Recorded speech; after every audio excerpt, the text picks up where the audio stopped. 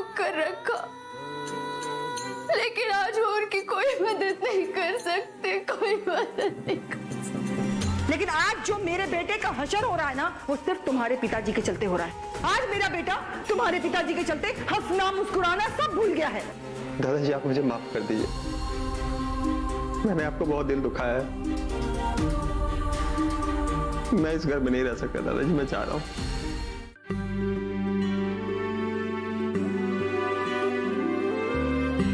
देखा माँ, ऐसे होते हैं घर के बुजुर्ग। अपने दादाजी की इतनी बेइज्जती की, उनका अपमान किया, लेकिन उसके बावजूद भी वो मुझे कह रहे हैं कि मैं अपनी माँ को माफ कर दूं। आपको ऐसा नहीं लगता है कि आपको दादाजी से माफी मांगनी चाहिए अपने इस घिनौने अपराध का?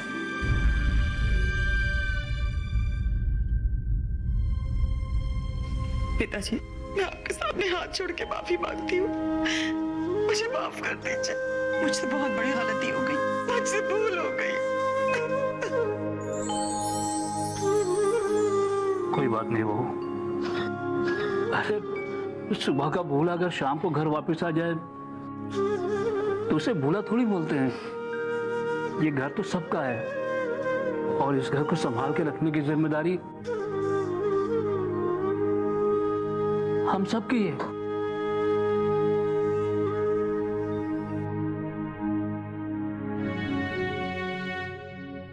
अरे नकुल बेटा, तू तो बाहर आया ही नहीं खाना खाने। ले, मैं खुद तेरे लिए खाना लेकर आई हूँ। मुझे माफ कर दे। तो मुझसे गुस्सा रही हो तो मैं कैसे जी पाऊंगा? नकुल,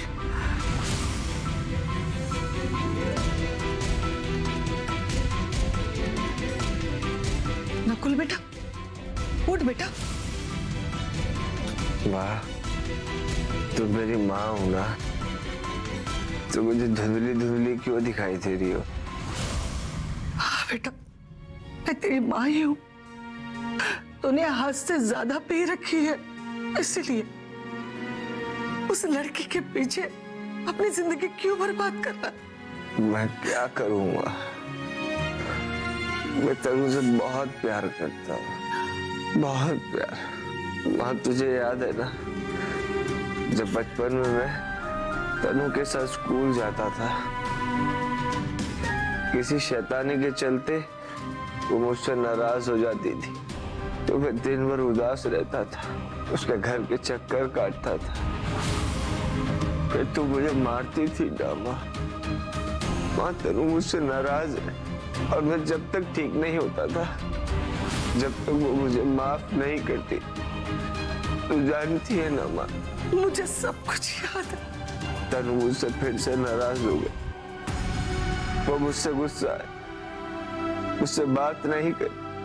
मैं क्या करूँ माँ? उसके बिना मेरा दिल नहीं लगता माँ। नकुल बेटा, मैं जानती हूँ तनु ही तेरे लिए सब कुछ है, तो उसके बिना नहीं रह सकता। तनु के पीछे खुद को बर्बाद करने से क्या हासिल होगा? अगर तुझे कुछ करना ही है तो ऐसा कर, जो तनु का जो गुस्सा तुझ पे है उसे खत्म कर दे, तो धीरे धीरे उसका प्यार तुझे हासिल हो जाएगा। अगर तनु को अपने प्यार का एहसास दिलवाना है तो तुझे अपने अंदर जिद पैदा करनी होगी। तनु के साथ जो कुछ भी हुआ है, शांतनु के साथ जो रिश्ता उसका टूट गया है, उसे लगता है भगवान की इसी में मर्जी है। हो सकता है वो तुझे और तनु को मिलवाना चाहता हो। तुझे इस मौके को हाथ से नहीं जाने देना चाहिए। तेरे और तनु के बीच में जो भी गलतफहमियां हैं उसे दूर करनी होगी, और इस तरह तुझे उसे अपने प्यार का एहसास दिलवाना होगा कि वो तुझसे दूर नहीं जा सकती। अगर ऐसा करने में तेरे बाप से भी तुझे टकराना पड़े ना, तो पीछे नहीं हटना। मैं हमेशा तेरे साथ रहूंगी बेटा, घबराना नहीं। माँ, मैंने पहले कभी तेरा ऐसा रूप नहीं देखा। जब औलाद पे ऐसा कोई संकट आ जाए तो हर माँ शेरनी बनकर उसके पीछे खड़ी रहती है, समझे? डरना नहीं बेटा।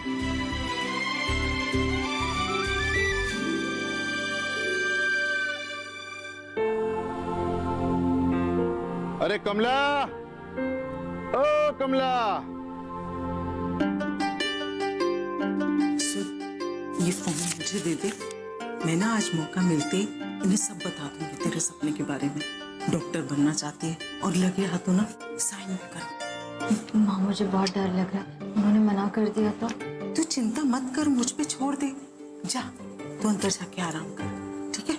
मैं आती। अरे आने में बड़ी देर कर दी। अरे क्या बताऊं, शुक्ला जी ने एक बार बिठाया तो फिर उठने ही नहीं दिया, पर बातों बातों में कब रात हो गई पता ही नहीं चला।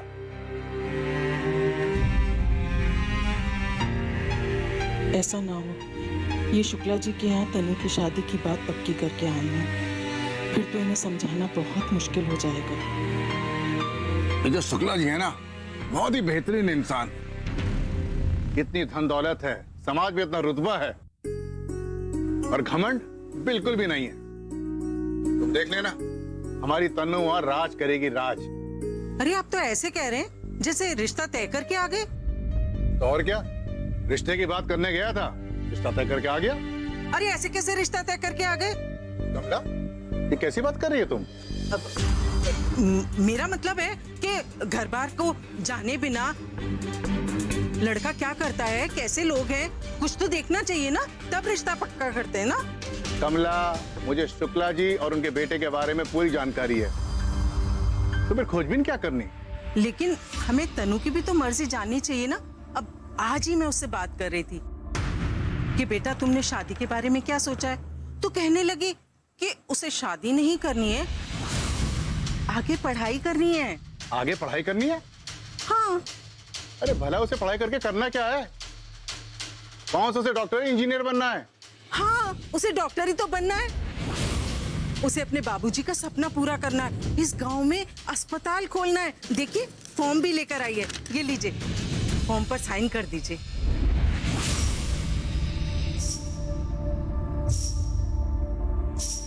तन्नू, तन्नू, तन्नू बाहर आओ, बाहर आओ।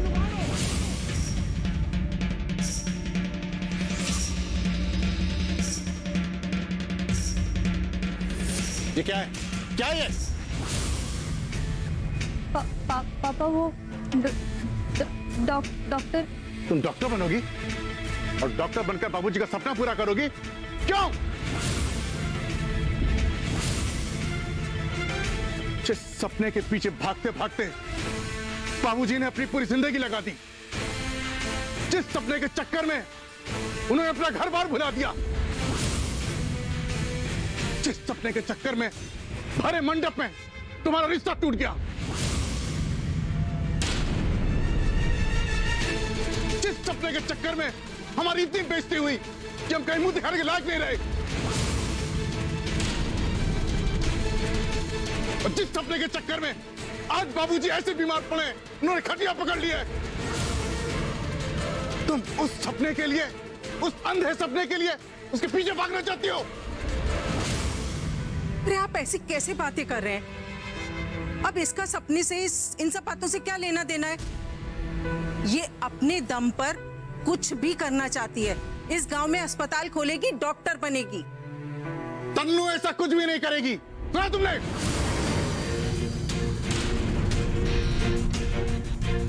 अब तक हमने बहुत बेइज्जती साइन कर ली है, और कल पता नहीं ऐसा रिश्ता मिले या ना मिले,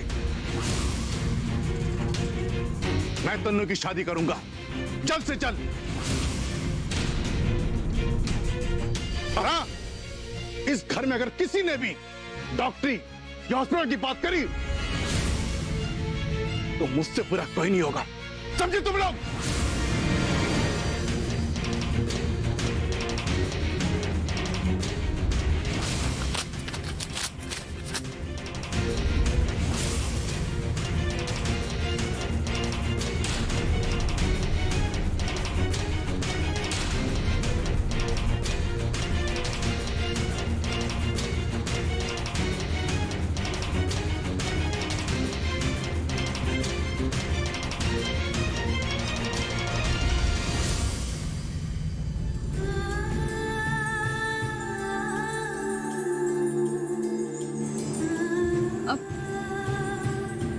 डॉक्टर नहीं बन पाऊंगी, दादाजी का सपना अब नहीं पूरा होगा। मैं दादाजी को दिया हुआ वचन अब नहीं पूरा कर पाऊंगी। नहीं मेरी बच्ची, तेरा सपना जरूर पूरा होगा। तेरे दादाजी का सपना भी पूरा होगा। अपनी माँ पर विश्वास रख। मैं तेरा ये सपना पूरा करके रहूंगी। मुझ पर भरोसा कर।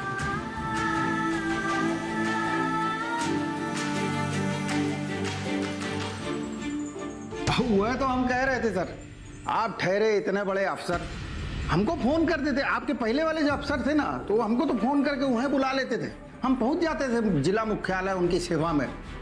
दुबे जी, पिछले वाले अफसर क्या करते थे, हमें उनसे क्या मतलब। हम अपना काम ईमानदारी के साथ करते हैं बस।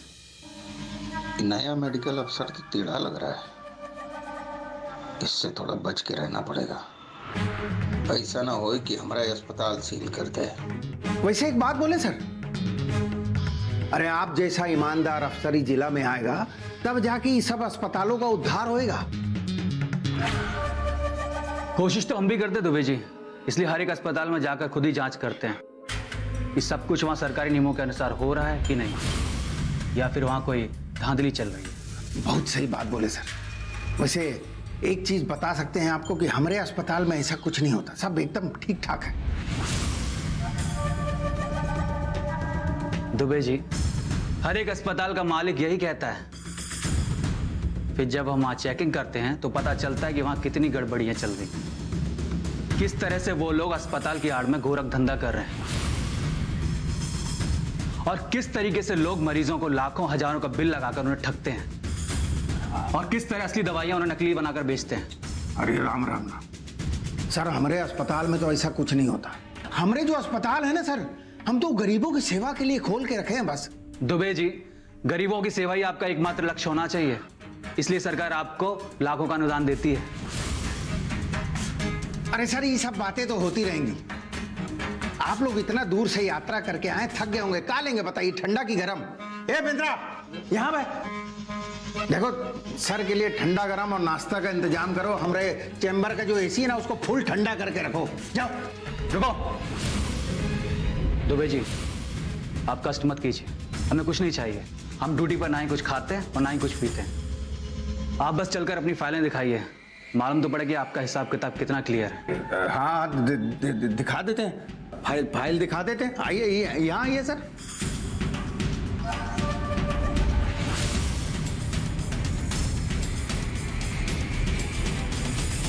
असली काम तो जब शुरू होगा जब हॉस्पिटल के अंदर जाकर कोने कोने में जाकर चेक करेंगे कि सरकार से मिला हुआ अनुदान आपकी जेब में कितना है और कितना मरीजों के ऊपर खर्चा हो रहा है। समझे आप?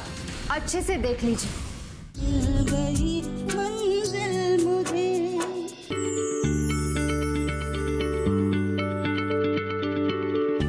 क्या आप किसी बीमारी से परेशान हैं? चाहते हैं डॉक्टर की सलाह? तो हम हैं आपके साथ, बताएंगे आपको जीने की राह। समस्याएं आपकी, समाधान देश के मशहूर विशेषज्ञों के। घर बैठे बात करें देश के जाने माने डॉक्टरों से। हमारे लाइव प्रोग्राम स्वस्थ किसान में हर शनिवार शाम 6 बजे से 7 बजे तक।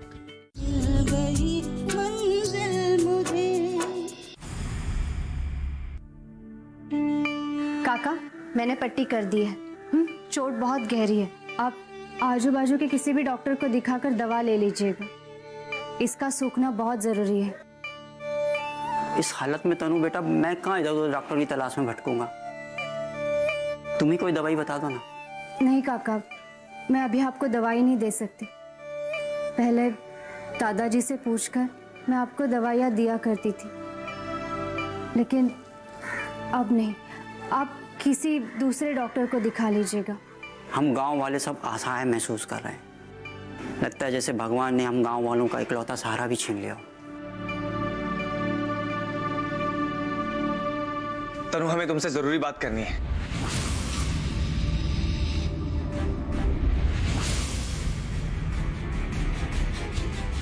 मैंने तुम्हें कहा था ना, मैं तुम्हें देखना तक नहीं चाहती।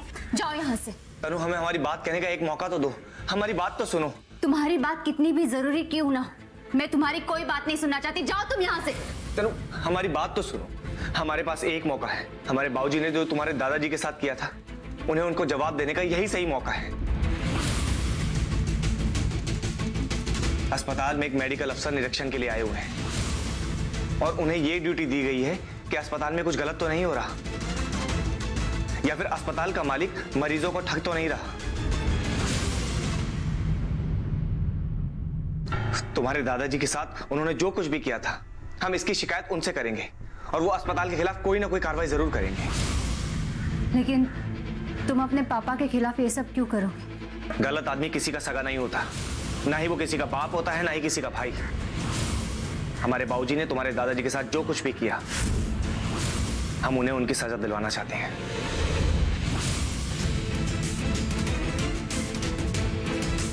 काका, आप लोग भी मेरे साथ चलिए। जरूर चलेंगे बेटा। इस गांव में ऐसा कोई इंसान नहीं है जिसे दुबे प्रधान ने परेशान ना किया। आज ही मौका है अपना हिसाब बराबर करने का। चलो।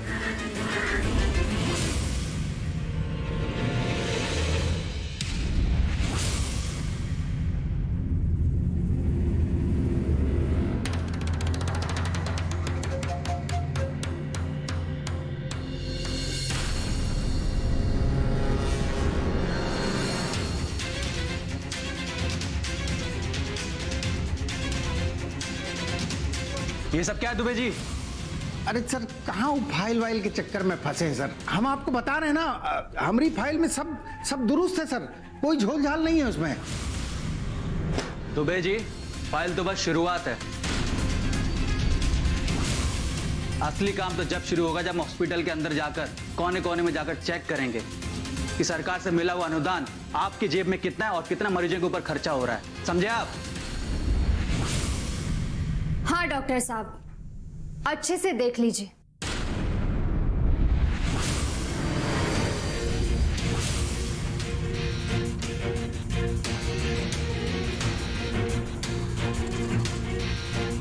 फिर इनके सारे पाप निकलकर बाहर आ जाएंगे और फिर आपको पता चलेगा यहाँ पे कैसे गरीब मजदूरों का खून चूसा जाता है।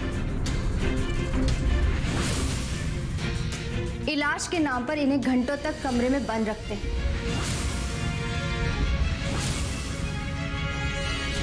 जिससे इनका बिल बन सके।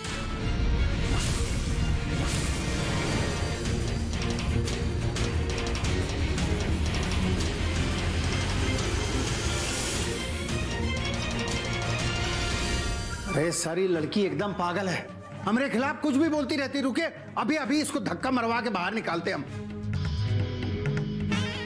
ए माधव गुड्डू, यहाँ रे, उठा के बाहर फेंको इन लोगों सबको।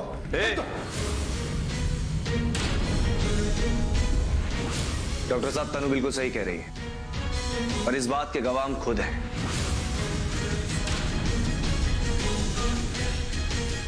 इस अस्पताल में कितना गोरख धंधा होता है, मरीजों की जान के साथ खिलवाड़ खेला जाता है। और यह बात हम इसलिए जानते हैं क्योंकि हम इनके बेटे हैं।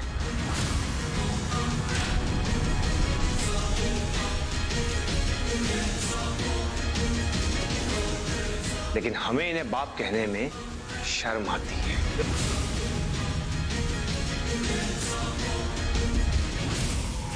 तेरा गला उसी दिन घोट दिया होते जिस दिन तू पैदा हुआ था। फिर आपको आपके कुकर्मों की सजा को मिला।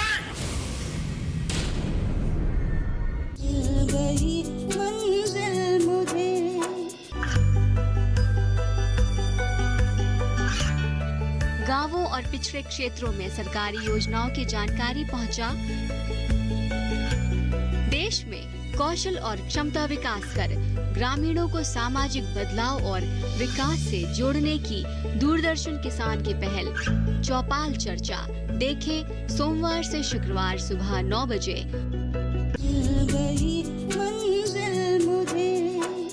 डॉक्टर साहब, आप देख रहे हैं ना, इस लड़की ने हमारे बेटे को अपने बस में कर रखा है।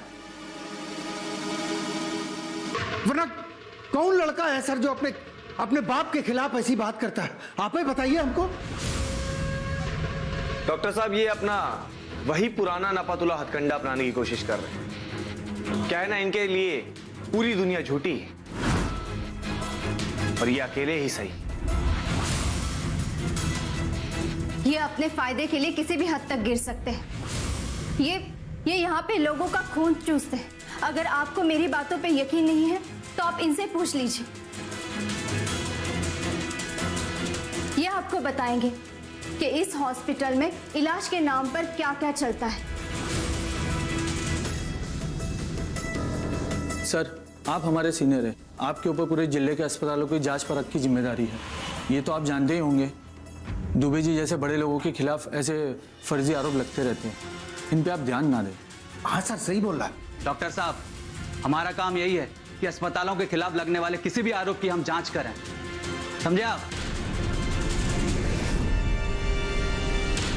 दादा, आप बताइए, क्या कहना चाहेंगे आप अस्पताल के बारे में? डॉक्टर साहब, हम लोग बहुत गरीब आदमी हैं। हमारे गांव से सैकड़ों कोस दूर कोई दूसरा अस्पताल नहीं है। इसीलिए जब दुबे प्रधान जी ने अस्पताल खोला, पूरे गांव में खुशी की लहर दौड़ गई। सबको लगा गरीब किसान, मजदूर और उनके परिवारजनों को इलाज के अभाव में मरना नहीं पड़ेगा। लेकिन ऐसा नहीं हुआ। ये दुबे प्रधान जी के हॉस्पिटल में लोगों का खून चूसा जाता है।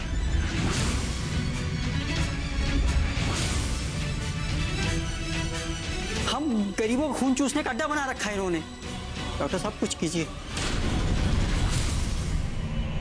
हाँ डॉक्टर साहब, इस अस्पताल में जो कोई आता है उसका घर जमीन सब बिक जाता है। मैं अपनी बीवी का प्रसव कराने यहीं आया था डॉक्टर साहब। उस गलती का खामियाजा मुझे अभी तक भुगतना पड़ रहा है। इस अस्पताल के बिल के चक्कर में मेरी आधी जमीन बिक गई डॉक्टर साहब।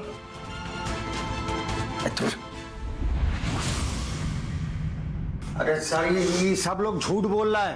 ये लड़की के खरीदे हुए लोग हैं, घर से रटा के लाइए सबको। ये सब झूठ बोल रहा है सर। हाँ, सब झूठ बोल रहे हैं, बस दुबे जी सही कहते हैं। इनकी लिस्ट काफी लंबी है। बहुत से लोग हैं जो इनके फरेब और लालच से सताए हुए हैं। मेरे दादाजी ने इनकी शिकायत बड़े बड़े अफसरों से करने की कोशिश की, लेकिन सबके मिली भगत के कारण कभी कुछ नहीं हो पाया। और इसी का बदला लेने के लिए इन्होंने मेरे दादाजी का इलाज किए बिना उन्हें एक कमरे में बंद रखा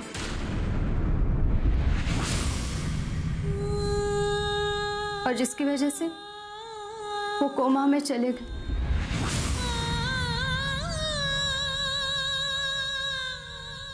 आप फिक्र मत कीजिए, हम अस्पताल की सारी गड़बड़ियों का पता लगाएंगे और उचित कार्रवाई करेंगे। डॉक्टर विशाल, आप चलिए हमारे साथ। देखते हैं कि प्रधान जी ने और क्या क्या गोरा दगने चला के रखे हैं। आइए। और तू यहाँ का खड़ा, जाना उनके साथ।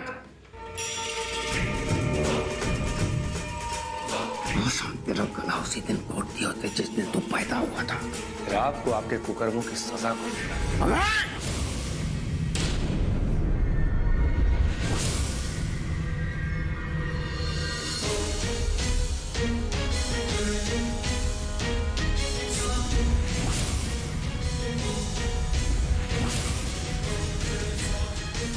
आपके कुकर्मों ने आपको अंदर से इतना खोखला कर दिया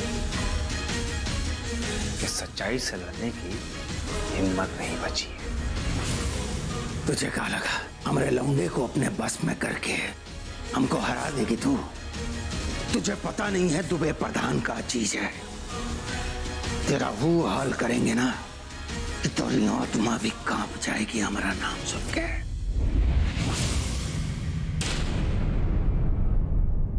आप लोग आ चलिए, हमें क्लिनिक सील करना। चलिए। तुम लोग क्या देख रहे हो? इस सारे फर्जी क्लिनिक की सारी दवाइयां तोड़ो, तोड़ो सारा सामान।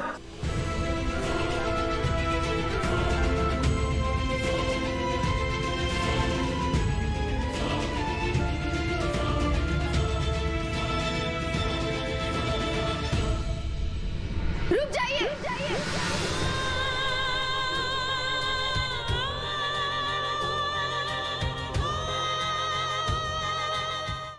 परीक्षा हर घड़ी मैं रोंदती